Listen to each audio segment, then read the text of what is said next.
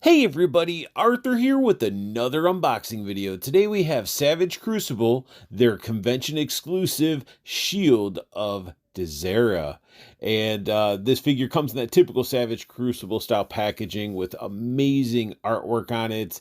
Has read-up information on the back, and it also opens up just like you would see with some of these nicer figures, revealing the figure and some more read-up information so you could just get absorbed into the lore. But let's go ahead and get this Shield of Dizera out of the box.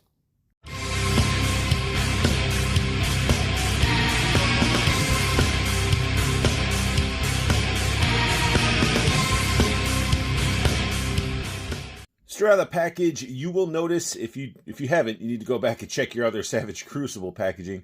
But behind the packaging on the inside, you get a silver, sort of like blind bag type of envelope that carries one card inside. This is the card that came in mine. Has some amazing looking artwork on there.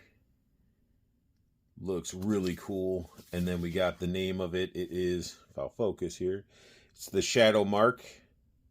There's a bunch of read up information, so feel free to pause it if you want to read it. But as you can see, it's got a lot of cool stuff. And this is pretty much like you could use this in D&D. You can role play with these cards that you get. And to give you an example of like other cards that you can receive with the figures besides a mark, you can get the actual characters. And then each one of the characters, like we'll use Nin, for example. Nin has a bunch of information on it. Now, if a blind bag type of card isn't enough for you, starting with the previous figure, the Rapax figure, we started getting blind bag weapons tossed into these figures. So that's going to be something that's going to be happening moving forward, which is awesome. I love blind bag weapons.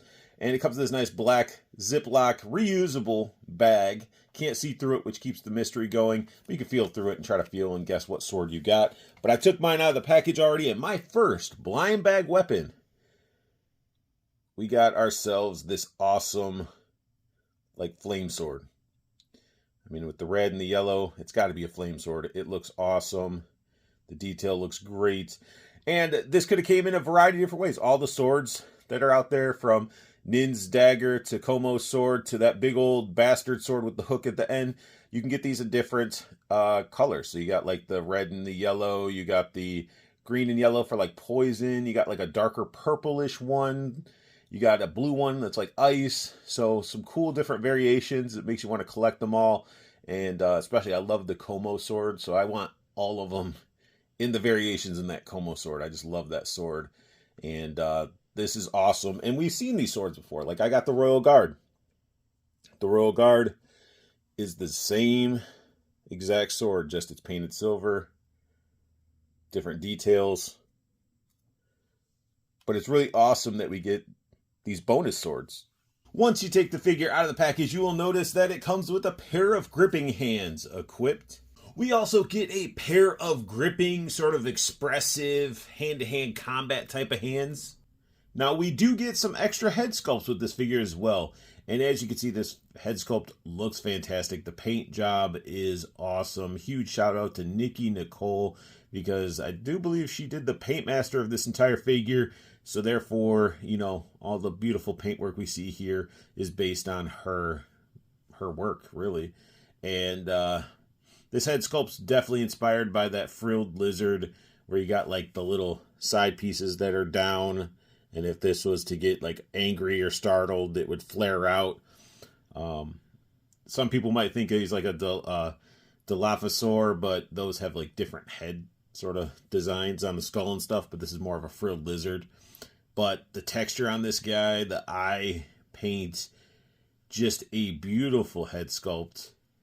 And also, it is a hinged jaw. So you open that mouth up, got painted teeth.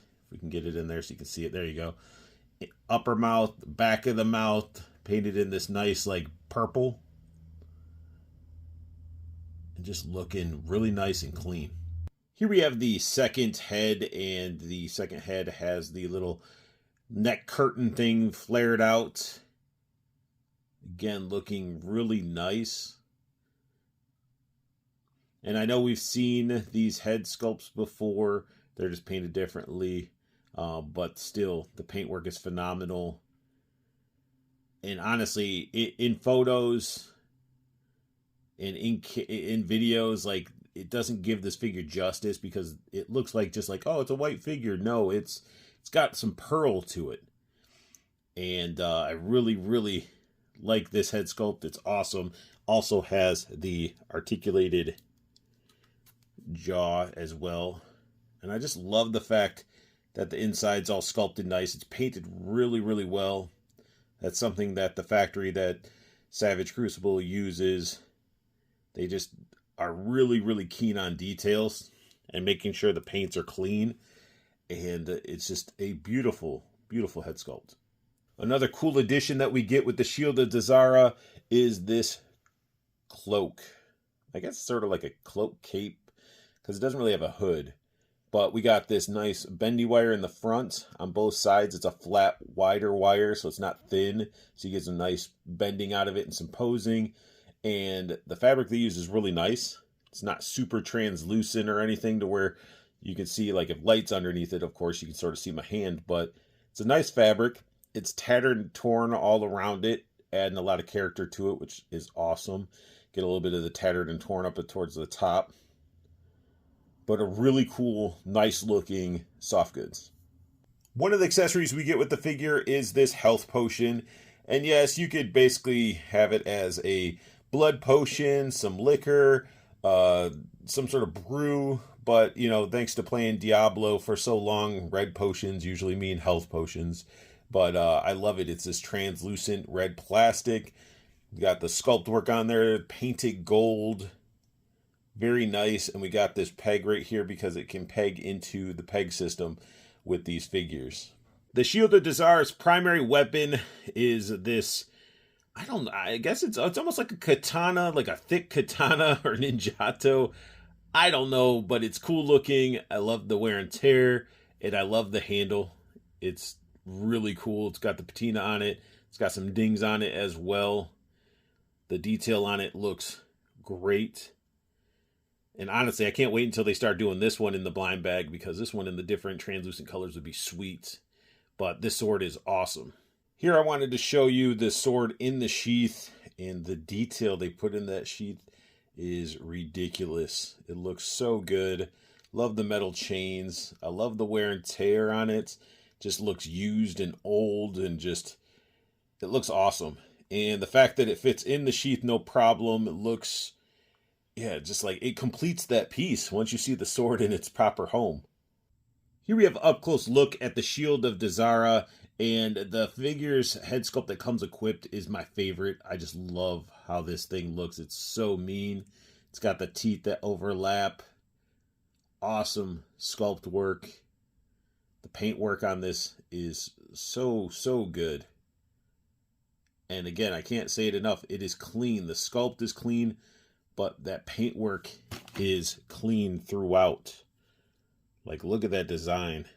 Nikki Nicole definitely did wonders. We even got the patina painted on the metal bits of the harnesses and the armor. Look at that. And again, this figure might look like a white lizard, but it's definitely a pearl. It has a nice pearl sheen to it. And even this head sculpt, even though it may not look like the jaw opens, but it does. You can get them full, open mouth. All that sculpt work, it's purple. Just looking really cool. I like it. The armor on the chest, tons of sculpt work, some wear and tear. And again, you can really see that patina popping out, even on the belt.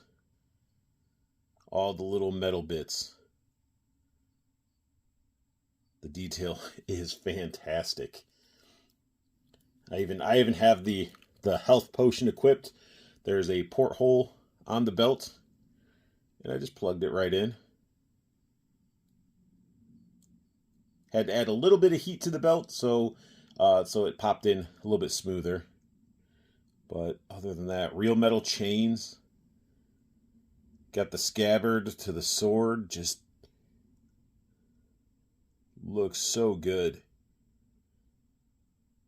the detail to this figure and his armor. Like, even look at like the little straps hanging down. Little straps hanging down have that like texture on them that look like they're real leather. Then we got that nice yellow, gold, blue design that's like throughout this figure, you know, down the arms, down the back, down the legs. If I can get in there, focus, there we go. Down to the feet. Now, we don't got the hinged toes, and I know people are like, yeah, we wanted these types of feet. I almost missed the hinged toes, honestly. You can get a little bit, that little bend. Like, I like the hinged toes. I didn't really have any issues with them. But let me move this out of the way. We got the tail with the paintwork going through, all articulated. And underneath this skirt, as you can see, it's up there. He just has his little underwears, and the tail's tore out for the underwear. So you don't have to have your lizard running out there all the way super naked, especially if you're taking all the armor off of them. Because these are modular, you can pop and swap between figures and sort of create your own Lemurian. But again, just like crazy detail and paintwork, and that really is what draws you in more to the Savage Crucible line. Now let's go ahead and dive into some articulation. His head's on a double ball. He gets range of motion down, up, a little bit of gappage there, but plenty of attitude, can look left and right, no issues. He can get into the full T-pose. We also get really good with the disc hinge and the butterflies. You can get those hands basically together to have him strangling and, you know, doing some really good dual-handed sword holding. So that's awesome. We get the bicep swivel right here. We get double-jointed elbows, and it pivots at the elbow. Wrist rotation. We get bend at the wrist. So awesome articulation in the arms. We get the diaphragm, which, you know, can move left and right, no issues. And the combo with down below with the waist, you can get him hunched over quite a bit. You can get him to lean back quite a bit. Very nice, very clean. So great articulation there. Can do the full Van Damme. We get the, we can't see it, thigh cut up there. Double jointed knees. Now knees, sometimes you gotta heat up a little bit, but as you can see, if it'll focus, you can see they're a little bit ratcheted. So add a little heat, doesn't hurt. You know, it's just that ratchet feeling when you go to bend it the first time, you're like, it's gonna break, but then the ratchet gives.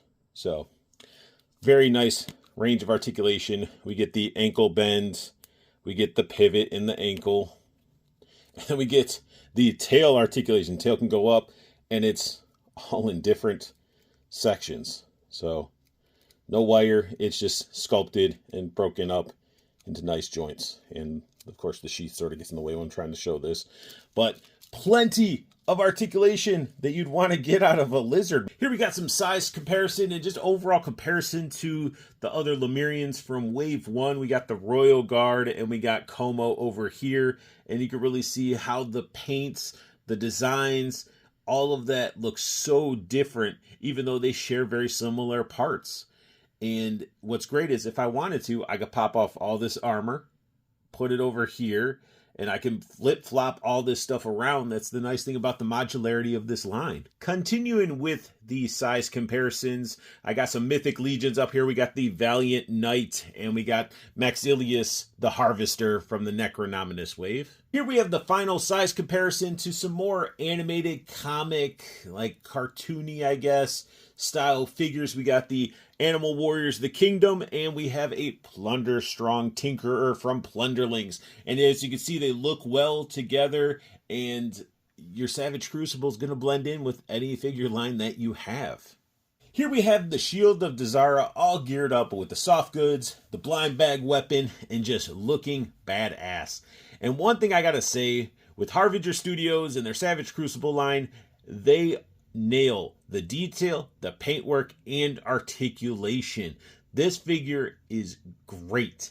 And all the other Savage Crucible figures that I have are nice as well. The articulation's phenomenal, and the paintwork is clean. There's not all this overspray. The teeth are painted very nice. The factory they go through has got to be something that is, I feel like every company should be using, because of the fact that they got this attention to detail on these figures, and they're super clean. And what's also nice is not just the paintwork looking great, is the unique designs that we're getting from Nikki Nicole Customs, and they're able to reproduce them, and it is, again, clean with the paint. So these figures are definitely amazing, great figures. They're fun to pose around, and I myself would never have thought that. I was like, oh, I need some lizard men. But I went to the Maryland Toy Expo, saw Como and the Royal Guard. I'm like, I gotta walk out with them. And then once I had them in hand, it was game over. Like, these figures are really, really fun. And if you're into that medieval style, into lizard men, Lemurians, you can definitely have a lot of fun with these figures. But that sums up my unboxing and review, a Savage Crucible Shield of Dazara. If you guys are enjoying my content, hit that like button. New to my channel, hit that subscribe button. This helps the channel evolve and grow. Hit the silver bell notification so you know when I post up a new video, and when I go live every Wednesday, 7:30 p.m. Eastern for State of the Art, where we talk action figures, toy news, our recent pickups of action figures, and we even have guests of the industry on. We even had Rob from Savage Crucible on, so he was talking about his toy line that he's been making. So go check out those older videos. But most importantly, I want you guys to have the best luck hunting, keep on collecting, and have a beautiful day.